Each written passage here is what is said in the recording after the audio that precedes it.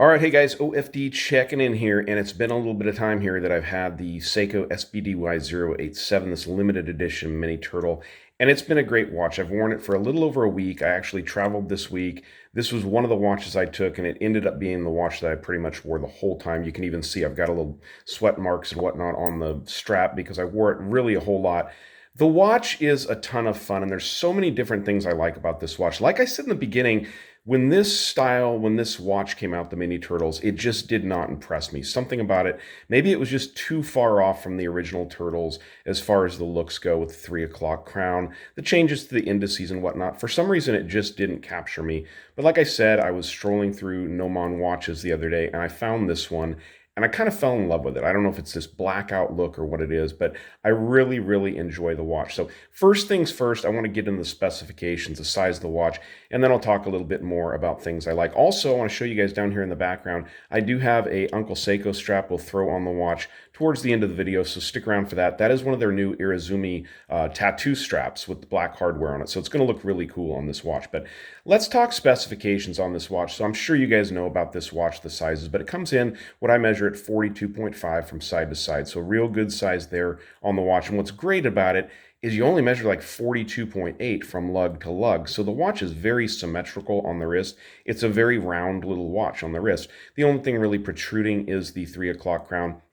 And I'll talk a little bit more about that as we go through it. So very symmetrical in the size there. For the 4R35 movement, which this watch is running, it's very standard to come in around 13 millimeters. And that's what I'm measuring on this one, 13.3, to the top of the Seiko Hardlex Crystal, 20 millimeter lug openings on the watch. So as far as everything Seiko goes, it's actually really good because if you look at this thing straight on, and I mean, you guys tell me if I'm wrong, but this one lines up perfectly. I really have no problem with it. I'm pretty good at picking up alignment issues, and I've not been able to pick up an alignment issue on this watch whatsoever at all. So Lume Bright being used on the dial and of course on the bezel pip. And, you know, as you would expect from a Seiko, it's absolutely amazing. I think that's one of the biggest reasons I really like wearing a Seiko so much, especially at night. I like to wear a watch when I sleep, and I can roll over at any time with a Seiko like this, and it's just absolutely no problem telling the time perfectly at night. I even brought my Doxa and I wore that, but it's really not even comparable to the Lume on the Seiko, which is kind of crazy for a $2,000 watch compared to this one. These come in right around $550, which I know people are slapping their face going, you gotta be kidding me for a Seiko. That is pricey, that is expensive. Now, a lot of the other versions of the Mini Turtle, you're going to get for much less than that. I think part of the price is this is a PVD coated watch, and it is a limited edition. They only make 500 of this particular model, so there's only 500. And we'll flip over the watch here. I'll show you it's limited edition and numbered on the case back. Like everything about the watch, this is my second watch with a Cyclops here. These little round Cyclops, at first, you know, as far as appearance goes, I'm not that keen on it, but as far as being able to read that date really easily, it's great.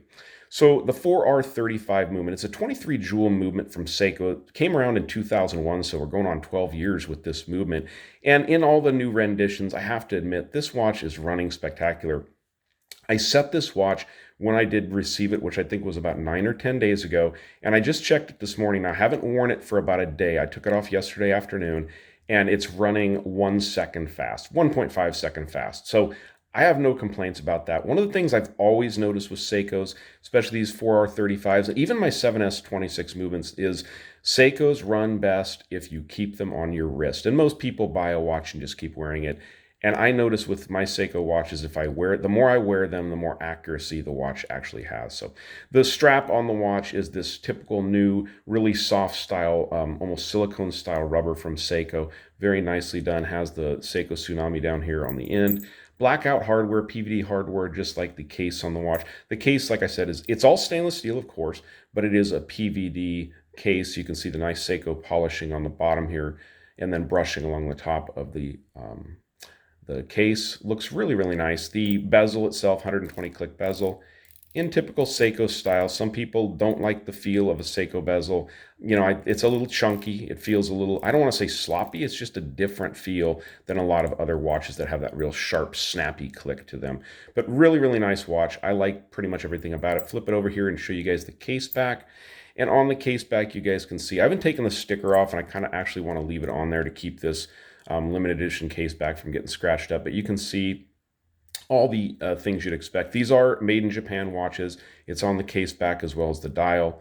Diver's watch, 200 meters, stainless steel, of course, gives you your 4R35 information. And then limited edition down here under the Tsunami, you can see this one is number 444 out of 500, and the Pro Specs logo here.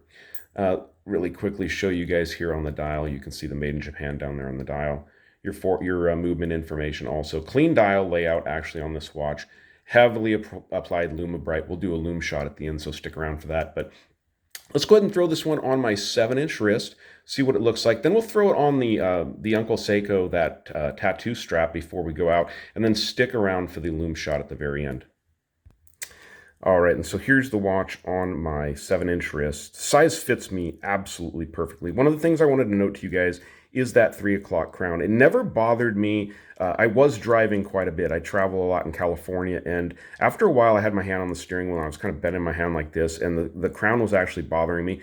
But of course it wasn't a really natural position for my hand to be in, and I just moved my hand on the steering wheel and that went away. So that is a little bit different. If you're not used to a 3 o'clock crown on a Seiko, it might be a little bit different for you. It is a 42.5 millimeter case, so it's not a small case from side to side, so keep that in mind, but very symmetrical on the wrist, and I love the way the watch looks. Let's go ahead and throw it on that Irizumi strap and see what that one looks like.